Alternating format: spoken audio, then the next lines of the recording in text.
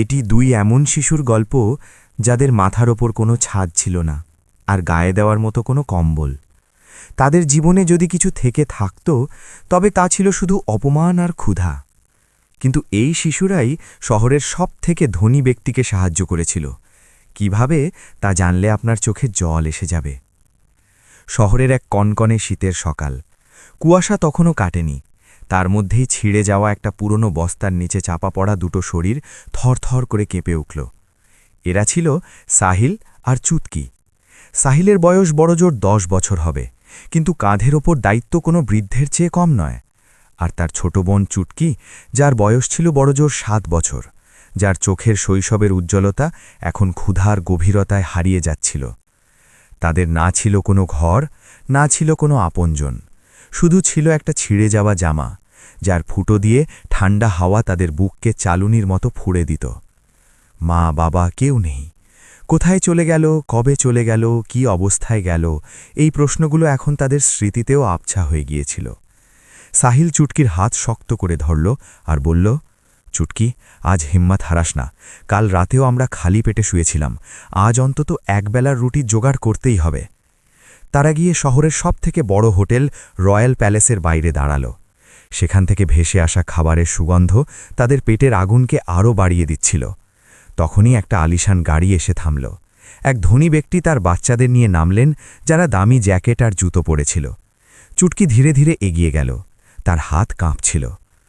বাবুজি, দুদিন ধরে না খেয়ে আছি, ভগবানের নামে 5টা টাকা দিন। সেই ব্যক্তি ঘৃণায় নাক কুচকালেন। হাট এখান থেকে, সকাল সকাল মেজাজটাই খারাপ করে দিল। তোদের মতো ভিখারি বাচ্চারাই শহরটাকে নোংরা করে রেখেছে। এটুকু বলেই তিনি চুটকিকে জোরে ধাক্কা দিলেন।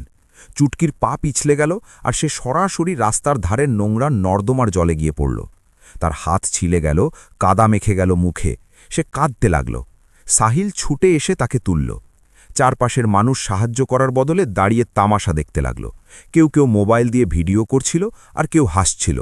এক দোকানদার চিৎকার করে উঠল, এই ছোকরা, এখানে ভিড় করিস না, আগেবার, নালে পুলিশ ডাকব। অপমানের ঘোঁট গিলে তারা দুজনে একটা পার্কের কোণে গিয়ে বসল। সাহিল তার ছেঁড়া জামার কোণ দিয়ে চুটকির মুখ পরিষ্কার করে দিল। সাহিলের চোখে জল ছিল, কিন্তু সে কাঁদতে পারত না। সে ভাবল, আমরা কি মানুষ নই? আমাদেরকে খিদে পায় না? কেন মানুষ আমাদের দেখে রাস্তা বদলে ফেলে, যেন আমাদের ছুলে তাদের কোনো অসুখ হয়ে যাবে? শহরের অন্য প্রান্তে রাজবর্ধন নামের এক মস্ত বড় ব্যবসায়ী নিজের লাক্সারি গাড়ি নিয়ে এক জরুরি ডিলের জন্য বের হচ্ছিলেন। তিনি কোটি কোটি টাকার মালিক ছিলেন, কিন্তু আজ ভাগ্যের অন্য কিছু মঞ্জুর ছিল। রাস্তায় যানজটের কারণে তিনি শর্টকাট নেওয়ার জন্য পায়ে হেঁটে এক সরু গলি দিয়ে যেতে লাগলেন। ভিড়ভাট্টার সেই এলাকায় কোনো এক পকেটমার রাজবর্ধনের মানিব্যাগ হাতিয়ে নিল। সেই ব্যাগে শুধু টাকা ছিল না, বরং জরুরি কার্ড এবং সেই ডিলের কাগজের চাবিও ছিল। যখন রাজবর্ধন টের পেলেন যে তার ব্যাগ চুরি হয়ে গেছে, তখন তার পায়ের তলা থেকে মাটি সরে গেল। তিনি ঘাবড়ে গিয়ে মানুষের কাছে সাহায্য চাইতে লাগলেন। তিনি এক ব্যক্তির কাছে গিয়ে বললেন, সাহেব, আমার সব লুট হয়ে গেছে, আমার মানিব্যাগ চুরি হয়ে গেছে, তাকে আমার ফ্যাক্টরির চাবি আর জরুরি কাগজপত্র ছিল। আমাকে শুধু একটা ফোন করতে দিন, আমি আপনার এই উপকার কোনোদিন ভুলব না। সেই ব্যক্তি রাজবর্ধনকে আপাদমস্তক দেখলেন। রাজবর্ধনের জামাকাপড় ঘাম আর ধুলোয় নোংরা হয়ে গিয়েছিল। সেই লোক ভাবল কোনো প্রতারক। সে বলল, ভিক্ষে চাওয়ার নতুন পথ বের করেছ দেখছি, যাও এখান থেকে, আমার দেরি হয়ে যাচ্ছে। রাজবর্ধন অবাক হয়ে গেলেন।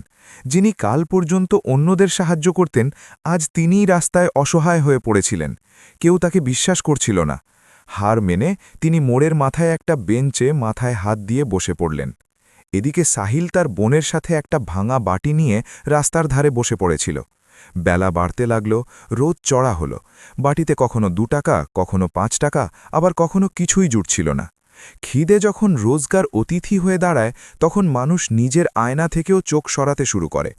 সন্ধে পর্যন্ত দুজনের কাছে মাত্র এটুকুই টাকা ছিল, যা দিয়ে একটা শুকনো রুটিও পেট ভরাতে পারত না। চুটকি ধীর গলায় জিজ্ঞাসা করল, ভাইয়া, আজ খাবার পাবো তো?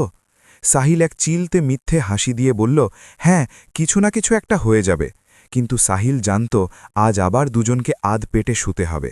ঠিক তখনই ভাগ্য এক এমন মোড় নিল যা ওই শিশুরা কোনোদিন ভাবেনি। যখন তারা হেঁটে যাচ্ছিল তখন সাহিলের পা কোনো একটা জিনিসের সাথে ধাক্কা খেল। নিচে তাকিয়ে দেখল একটা পুরনো ছেঁড়া মানিব্যাগ পড়ে আছে। সাহিল সেটা তুলল, সে ব্যাগটা খুলল আর পরক্ষণেই তার চোখ ছাড়া বড়া হয়ে গেল। তার ভেতরে 500 টাকার নোটের গাদা ছিল, পুরো 5000 টাকা। এত টাকা ওই শিশুরা তাদের পুরো জীবনে একসাথে দেখেনি। চুটকির চোখ চকচক করে উঠল, সে নিজের চোটের ব্যথা ভুলে গেল। ভাই ভাই দেখ কত টাকা, আজ আমরা গরম গরম সমোসা খাবো, আমি দুধও খাবো, আর ভাই তোমার জন্য একটা কম্বলও এসে যাবে, আমাদের আর ঠান্ডায় কাঁপতে হবে না। সাহিলের হাত কাঁপছিল। একদিকে তার বোনের ক্ষুধা আর তার যন্ত্রণা, অন্যদিকে সেই টাকা। সমাজ তাদের শুধু ধাক্কা দিয়েছে, অবজ্ঞা করেছে। আজ সুযোগ ছিল যে ওই টাকা দিয়ে তারা নিজেদের দুনিয়া বদলে ফেলতে পারত। কিন্তু যেই তারা এগোলো, দেখল রাস্তার ধারে এক ব্যক্তি অস্থির হয়ে এদিক ওদিক তাকাচ্ছেন। তার পোশাক ভালো ছিল, কিন্তু মুখ ছিল ক্লান্ত আর চোখে স্পষ্ট ভয়। সেই মানুষটি সবার কাছে জিজ্ঞাসা করছিলেন, ভাই সাব, একটু সাহায্য করুন, কিছু টাকার দরকার। কিন্তু কেউ দাঁড়াচ্ছিল না, কেউ ধাক্কা দিয়ে এগিয়ে যাচ্ছিল, কেউ এমনভাবে দেখছিল যেন তিনি কোনো ভিখারি। অবশেষে সেই লোক ক্লান্ত হয়ে ফুটপাতে বসে পড়লেন। তিনি ছিলেন রাজবর্ধন, শহরের নাম করা ব্যবসায়ী, কিন্তু এই মুহূর্তে তার অবস্থা সেই গরিব শিশুদের চেয়েও খারাপ মনে হচ্ছিল। তিনি মাথায় হাত দিয়ে ডুকরে কাঁদতে লাগলেন। তার মনে হচ্ছিল আজ তার বছরের পর বছর পরিশ্রম ধুলোয় মিশে যাবে। তিনি প্রথমবার নিজের দারিদ্র্য অনুভব করছিলেন, সেই দারিদ্র্য যা টাকার নয় বরং মনুষ্যত্বের ছিল। সাহিল আর চুটকি দূর থেকে এসব দেখছিল। তাদের হাতে 5000 টাকা ছিল, যা দিয়ে তাদের জীবনের অনেকগুলো দিন সুন্দর হতে পারত। সাহিলের এক হাতে 5000 টাকা আর অন্য হাতে ছোট বোন চুটকির কাঁপতে থাকা হাত। তার কানে চুটকির সেই কথাগুলো বাজছিল, ভাই আজ আমরা পেট ভরে খাব। সাহিল সেই লোকটির দিকে তাকাল। সেই ব্যক্তি পোশাকের দিক থেকে রাজ মনে হলেও এই মুহূর্তে তার অসহায়তা কোনো ভিখারির চেয়েও গভীর ছিল। তিনি বারবার দামি ঘড়ি দেখছিলেন আর রাস্তায় যাওয়া প্রতিটি গাড়িকে আশার দৃষ্টিতে দেখছিলেন, কিন্তু কেউ থামছিল না। চুটকি সাহিলের জামা টেনে ফিসফিস করে বলল, ভাই কি ভাবছ, চলো না, সামনের দোকান থেকে খুব গন্ধ আসছে, আমার খুব খিদে পেয়েছে। সাহিল একবার টাকার ব্যাগের দিকে তাকালো আর একবার সেই কাঁদতে থাকা মানুষটির দিকে। সে দেখল সেই লোকের হাত কাঁপছে আর তিনি বিড়বিড় করে বলছেন, সব বরবাদ হয়ে যাবে, যদি আমি সময় মতো না পৌঁছাই তবে হাজার হাজার শ্রমিকের ঘর উজাড় হয়ে যাবে, কেউ তো সাহায্য করো। সাহিলের মন গলে গেল। তার মনে পড়ল যখন তাকে ধাক্কা দেওয়া হয়েছিল তখন তার কেমন লেগেছিল। সে চুটকির চোখের দিকে তাকিয়ে বলল, চুটকি, যদি আমরা এই টাকা রেখে দিই তবে আমাদের পেট তো ভরে যাবে, কিন্তু হয়তো ওই আঙ্কেলের সব কেড়ে নেওয়া হবে। দেখ উনি কত কষ্টে আছেন। চুটকি ছোট ছিল ঠিকই, কিন্তু দারিদ্র্য তাকে সময়ের আগেই বুদ্ধিমান করে দিয়েছিল। সে এক দীর্ঘশ্বাস ফেলল আর নিজের শুকনো গলা পরিষ্কার করে বলল, ভাই তুমি ঠিক বলছ, আমরা তো রোজই ক্ষুধার্ত থাকি, আজও থেকে যাব, কিন্তু এই আঙ্কেল তো কাঁদছেন, হয়তো ওনার আমাদের চেয়েও বেশি দরকার। সাহিল সাহস সঞ্চয় করে রাজবর্ধনের দিকে এগিয়ে গেল। যখন সেই নোংরা পোশাক পরা দুই শিশু রাজবর্ধনের কাছে পৌঁছল, রাজবর্ধন তাদের দেখে বিরক্ত হয়ে বললেন, দেখো বাচ্চারা, তোমাদের দেওয়ার মতো আমার কাছে কিছু নেই, আমি নিজেই সব হারিয়েছি, দয়া করে আমাকে একা থাকতে দাও। দারিদ্র্য ওই শিশুদের থেকে সব কেড়ে নিয়েছিল, শুধু মনুষ্যত্ব ছাড়া। সাহিল দাঁড়িয়েছিল। সে পকেট থেকে মানিব্যাগটি বের করে বলল, আঙ্কেল, আজ আমরা এই টাকাগুলো পেয়েছিলাম, আমরা খেতে যাচ্ছিলাম। রাজবর্ধন বিস্ময়ে সাহিলের দিকে তাকালেন। সাহিলের গলা হালকা কাঁপছিল। সে বলল, আপনি এটা নিয়ে নিন, আমরা তো রোজই ক্ষুধার্ত থাকি, আজও থেকে যাব। এ কথা বলে সাহিল ব্যাগটা সেই লোকের সামনে রেখে দিল। এক মুহূর্তের জন্য সেই লোক কিছুই বুঝতে পারলেন না। তিনি বললেন, ব্যাটা, এটা তুমি কি বলছ? চুটকি হাসল, আঙ্কেল, আপনি চিন্তা করবেন না, আমরা ঠিক আছি। যে শিশু কোনোদিন পেট ভরে খায়নি সে আজ অন্য কারোর ক্ষুধা মেটাচ্ছিল। রাজবর্ধনের হাত কাঁপতে লাগল, তার চোখ থেকে অনুমতি ছাড়াই জল বয়ে যেতে লাগল। তিনি সাহিলের হাত ধরলেন, ব্যাটা, আমি জানি না কি পুণ্য করেছিলাম যে আজ তোমাদের মতো শিশুদের পেলাম। রাজবর্ধন ব্যাগটা খুললেন। 5000 টাকা দেখে তিনি থমকে গেলেন। এত টাকা আর তোমরা? তিনি আর কথা বলতে পারছিলেন না। রাজবর্ধন টাকাটা সাহিলের দিকে বাড়িয়ে দিয়ে বললেন, না বেটা, আমি এটা নিতে পারবো না। সাহিল মাথা নাড়ল, আঙ্কেল, যদি আপনি না নেন তবে আমাদের খারাপ লাগবে। চুটকি মাসুমভাবে বলল, আর আপনি যদি কষ্টে থাকেন তবে আমাদের ঘুম আসবে না। এ কথা শুনে রাজবর্ধন ডুকরে কেঁদে উঠলেন। তিনি 2 শিশুকে বুকে জড়িয়ে ধরলেন। শহরের মাঝখানে এক ধনী ব্যক্তি 2 গরিব শিশুর সামনে সবথেকে গরিব হয়ে গিয়েছিলেন। তিনি ভাবতেও পারেননি যে শহরের বড় বড় মানুষরা তাকে তাড়িয়ে দিয়েছে, সেখানে এই 2 ছন্নছাড়া শিশু তাকে সাহায্য করল। তিনি জিজ্ঞাসা করলেন, তোমরা কিছু খেয়েছ? সকাল থেকে কিছু খেয়েছ তোমরা? চুটকি বলল, না আঙ্কেল, কাল রাত থেকে কিছু খাইনি। আমরা এই টাকা দিয়ে খেতেই যাচ্ছিলাম, কিন্তু আপনাকে কাঁদতে দেখে মনে হলো আপনি আমাদের চেয়েও বেশি দুঃখে আছেন। রাজবর্ধনের বুকের ওপর যেন কেউ পাথর রেখে দিল। তিনি নিজের ধনসম্পদ নিয়ে লজ্জা পেতে লাগলেন। তিনি ভাবছিলেন তিনি কত ছোট মানুষ, আর এই শিশুরা কত মহান। ওই সময় তিনি খুব তাড়াহুড়োয় ছিলেন, তার মিটিংয়ের সময় হয়ে গিয়েছিল, কিন্তু তিনি বাচ্চাদের একা ছাড়তে চাইছিলেন না। তাই রাজবর্ধন পকেট থেকে একটা কলম বের করলেন আর এক টুকরো কাগজে কিছু লিখে সাহিলকে দিলেন। তিনি বললেন, বেটা, আমাকে এখন এক জরুরি কাজে যেতে হবে, কিন্তু তোমরা দুজনে এখানেই থাকবে। আমি ফিরে আসব, কথা দাও তোমরা এখান থেকে কোথাও যাবে না। সাহিল কথা তো দিয়ে দিল, কিন্তু রাজবর্ধন কি আদেও ফিরে আসবেন, নাকি এটাও এক ধনী ব্যক্তির মিথ্যে প্রতিশ্রুতি ছিল? রাজবর্ধন তো টাকা নিয়ে অটো ধরে বেরিয়ে গেলেন, কিন্তু পিছনে ফেলে গেলেন 2 মাসুম প্রাণকে, যারা আশা আর ক্ষুধার মাঝে দুলছিল। সাহিলের হাতে সেই ছোট কাগজের টুকরোটা ছিল, যার উপর কিছু লেখা ছিল, যা সে পড়তে পারছিল না, কারণ সে কোনোদিন স্কুলে যায়নি। চুটকি তার শুকনো চোখে গাড়িটাকে মিলিয়ে যেতে দেখল, আর সাহিলের হাত ধরে জিজ্ঞাসা করল, ভাই, ওই আঙ্কেল কি সত্যিই ফিরে আসবেন, নাকি ওনারাও বাকিদের মতো আমাদের এড়িয়ে গেলেন? সাহিল কাগজটা তার ছেঁড়া পকেটে সাবধানে রেখে বলল, জানি না চুটকি, কিন্তু ওনার চোখে সততা ছিল। উনি কথা দিয়েছেন, আর আমাদের অপেক্ষা করা উচিত। সূর্য এখন মাথার ওপর চলে এসেছিল। তপ্ত রাস্তা থেকে ওঠা আঁচ শিশুদের খালি পা পুড়িয়ে দিচ্ছিল। 1 ঘণ্টা কাটল, 2 ঘণ্টা কাটল, কিন্তু রাজবর্ধনের কোনো পাত্তা ছিল না। ক্ষুধা এখন সহ্যের বাইরে চলে যাচ্ছিল। চুটকির মুখ ফ্যাকাশে হয়ে যাচ্ছিল, আর তার মাথা ঘুরছিল। সে রাস্তার ধারে একটা গাছের ছায়ায় বসে পড়ল। তখনই পাশের এক ধাবা থেকে তাজা রুটি আর সবজির সুগন্ধ এলো। সাহিল ভাবল, কেন সে দোকানদারের কাছে একটা রুটি চেয়ে দেখবে না? সে সাহস সঞ্চয় করে ধাবার কাছে গেল।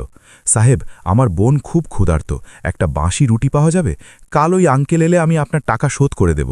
সাহিল কাকুতি মিনতি করে বলল। ধাবাওয়ালার রেগে একটা লাঠি তুলল আর চিৎকার করল, ভাগ এখান থেকে। সকাল থেকে 3 নম্বর ভিখারি এলো। ওই আঙ্কেল তোকে টাকা দিতে আসবে? নিজের চেহারা দেখেছিস? ওই ধনী লোকেরা শুধু কাজ হাসিল করার জন্য মিষ্টি কথা বলে। চল, হাওয়া আসতে দে। সাহিল ফিরে এসে চুটকির পাশে বসল। তার চোখে অসহায়তার জল ছিল। সে ভাবতে লাগল, আমি কি ভুল করলাম? ওই 5,000 টাকা দিয়ে আমি চুটকিকে ডাক্তার দেখাতে পারতাম, তাকে পেট ভরে খাওয়াতে পারতাম। আমি কি এক অপরিচিত মানুষের উপর ভরসা করে আমার বোনের জীবন বিপন্ন করে দিলাম? বিকেল হয়ে আসছিল, আকাশে লাল আভা ছড়িয়ে পড়েছিল, কিন্তু এই শিশুদের জীবনে অন্ধকার ঘনিয়ে আসছিল। চুটকির সাহস এখন জবাব দিচ্ছিল। সে কাঁদতে কাঁদতে বলল, ভাই, আমার খুব ভয় লাগছে। আমার আর খিদে নেই, এখন শুধু ঘুম পাচ্ছে। সাহিল তাকে নিজের কোলে শুইয়ে নিল। সে বারবার রাস্তার দিকে তাকাচ্ছিল, যদি সেই বড় গাড়িটা আবার দেখা যায়। প্রতিটা গাড়ির হেডলাইট তার চোখে আশা জাগাচ্ছিল, কিন্তু গাড়িগুলো কাছে এসে আবার এগিয়ে যাচ্ছিল। হঠাৎ সেখানে পুলিশের একটা গাড়ি থামল। এক হাবিলদার নেমে সাহিলের কাছে এলেন। এই ছেলে, এখানে কি করছিস? আর পকেটে ওটা কি লুকিয়ে রেখেছিস? বের কর বাইনে। হাবিলদার কড়া সুরে জিজ্ঞাসা করলেন। সাহিল ঘাবড়ে গেল। সে কাঁপতে কাঁপতে সেই কাগজের টুকরোটা বের করল। হাবিলদার সেটা কেড়ে নিলেন আর টর্চের আলোয় পড়লেন। যেই তিনি কাগজটা পড়লেন, ওনার মুখের ভাব বদলে গেল। হাবিলদার অবাক হয়ে জিজ্ঞাসা করলেন, এই কাগজ তোকে কে দিয়েছে? সাহিল ভয়ের চোটে কিছু বলতে পারছিল না। তার মনে হচ্ছিল হয়তো ওই কাগজটা কোনো বিপদ, কিন্তু ওই কাগজে এমন কি লেখা ছিল যা পুলিশের মেজাজ বদলে দিল? রাজবর্ধন কি শিশুদের ফাঁসানোর জন্য কোনো চাল চাললেন, নাকি এটা তাদের ভাগ্য খোলার ইঙ্গিত ছিল? হাবিলদার সেই কাগজটা আরও একবার মন দিয়ে পড়লেন। তাতে লেখা ছিল, এই শিশুরা আমার দেবদূত, এদের সসম্মানে আমার অফিসে পৌঁছে দেওয়া হোক। নিচে রাজবর্ধনের ব্যক্তিগত নম্বর আর স্বাক্ষর ছিল। হাবিলদার, যিনি একটু আগে চিৎকার করছিলেন, এখন টুপি ঠিক করতে করতে বললেন, বেটা, তোমরা এখানে আছো? রাজবর্ধন স্যার পুরো শহরের পুলিশকে তোমাদের খোঁজে লাগিয়ে রেখেছেন। চলো, আমার সাথে গাড়িতে বসো। সাহিল আর চিটকি ভয় পেয়েছিল ঠিকই, কিন্তু হাবিলদার তাদের খুব আদরের সাথে গাড়িতে বসালেন। কিছুক্ষণের মধ্যেই গাড়ি শহরের সবথেকে বড় ইমারত রাজবর্ধন গ্রুপ অফ ইন্ডাস্ট্রিজের সামনে থামল। ছেঁড়া পোশাকে যখন ওই দুই মাসুম শিশু অফিসের ভেতরে ঢুকল, সেখানে উপস্থিত স্যুট বুট পরা বড় বড় আধিকারিকরা তাদের দিকে অবাক হয়ে তাকাতে লাগলেন।